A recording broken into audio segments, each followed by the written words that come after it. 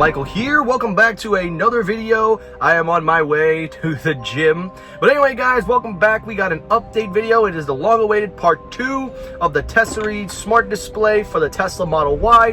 As promised, I'm going to make an update video, and I'm doing so now. And we're going to talk about the camera installation, and we're going to talk about my thoughts of using the display for the last couple of months, and also really taking it in just, you know, since I've had the accessory. Because I know the last time we made the video, we didn't do the camera. There was a lack of tools, but we were able to fix that. So I'm going to show you guys the installation. I'm going to walk you guys through, and then I'm going to tell you my experience with it so far. So enough said, let's talk about the installation.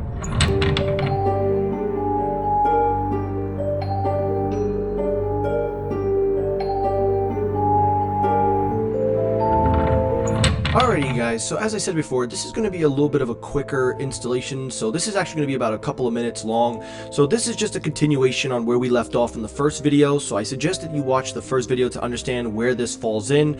But in order to install the camera, all you have to do for the new Model Ys, you have to unscrew the several screws in the front to lift up this plastic piece that contains all of the under compartments, as you're about to see.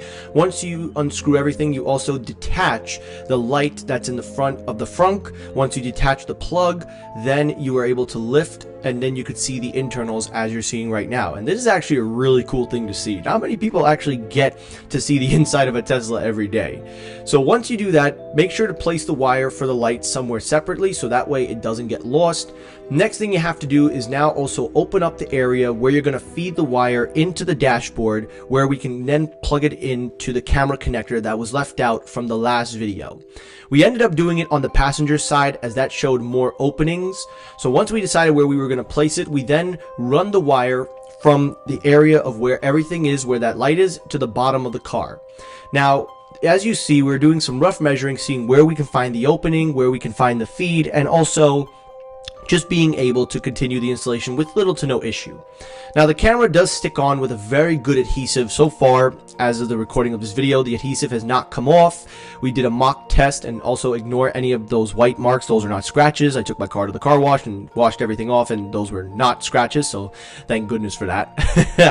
But anyway, guys, as you can see, we then remove the adhesive, and there is an area where you can screw in the camera. You can put screws in, but then you run the risk of damaging the front. So if you don't want to do that, you could just use the adhesive that they give you. We decided to opt for that. So once we figured out exactly where we were going to place it, we then remove the sticker piece, as you are seeing right now, and then we place it on and let it stick on for just a few minutes. We apply a little bit of pressure, but then we also make sure that it's going on at the exact spot. And for me, the way we made it easy was where that little centerpiece of the front bumper is, where we did that other add-on. Again, you can check all these videos out later. I will leave a playlist if you want to see what else we've done to the car. But once we place it on, it stays on, and that's really it. Apply a little bit of pressure, as you are seeing, and we adjust the camera. The camera is adjustable, so you can move the head up and down. So that essentially is how you install the camera. Now, the last thing to do once the camera is on there, we now have to run the wire. Now, my uncle is old school. He uses the coat hanger trick, the coat hanger trick to puncture that little rubber gap to feed through the inside of the car. For those of you that are old school, you will know the coat hanger trick. But once we puncture through, we then feed the wire through, and we make sure to do it very carefully because you don't want to damage the wiring. You don't want to damage your car either. So this has to be done with very easy precision and time consumption. So once we take care of all that, then we run the wire into the dashboard, and just like the last time, you can lift the dashboard up. We run the wire right exactly to the yellow connector where the camera goes, and once we plug it in, that's that. You just plug in the wire and boom, the camera is added on. Then we adjust it. As you see, it's working right now, and that essentially is the camera add-on. So that's how you add on the camera, and that is now makes the system fully complete. So I'm going to take it from here now. I'm going to talk about my experience, but I hope you enjoy. Now, when it comes to using the display on a daily, I actually find that once you install the camera system, it actually makes the system more complete. It feels more polished. It doesn't feel like it's missing anything, because then the display all of a sudden starts to act more smoothly, and it automatically shifts into the camera setting, just typically based on once you've installed it and doing the wiring. It was a very, very easy add-on. There was no issues running the wire, but overall with the display, I do find that it is close to being accurate. It is very, very close to being accurate. It links up very good with the Tesla software. It also, its odometer reading and also the battery mileage does seem to read a little differently than Tesla's. I'm assuming it's probably reading it without the temperature effects given into it. But it does a very, very good job of displaying all your information. And every time I turn a turn signal on or put on full self-driving or anything of that nature, it does a very, very good job of being accurate one for one with the car, and also for reading all the information given as possible. And then lastly, with regards to updates and software, I haven't seen any firmware updates as of lately, but I will be checking and monitoring. I do hope that they do release some updates, because I do believe that they can make the system a lot more smoother.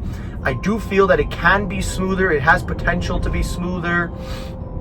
However, I do wish that they would come up with some more firmwares. I do hope and pray that once they release it, it'll help to enhance the software, make it a little bit more snappier. But again, it does go in with the processor. But all in all, it's been a great product, and I absolutely recommend it, and I highly recommend it to anybody that's getting a Tesla. Excuse me, guys. And I also recommend it to anyone that has a yoke steering wheel. Hint, hint, future video coming soon. But anyway, guys, that is my full review on the TESERY display. I think it's a great accessory and a great add-on to have. It does give your car a nice uniqueness, and it goes very, very well, especially with the car software. Let me know your thoughts down below, guys. Do you have one? And if you have one, do you enjoy it? If you like the video, hit the like button. If you dislike the video, you can hit the dislike button. That helps circulate my videos as well. As always, everyone, thank you so much for watching. I'll see you on the next episode, and stay tuned, because we have a particular yoke video coming soon, and you're not going to want to miss that. So, see you guys later. Bye-bye.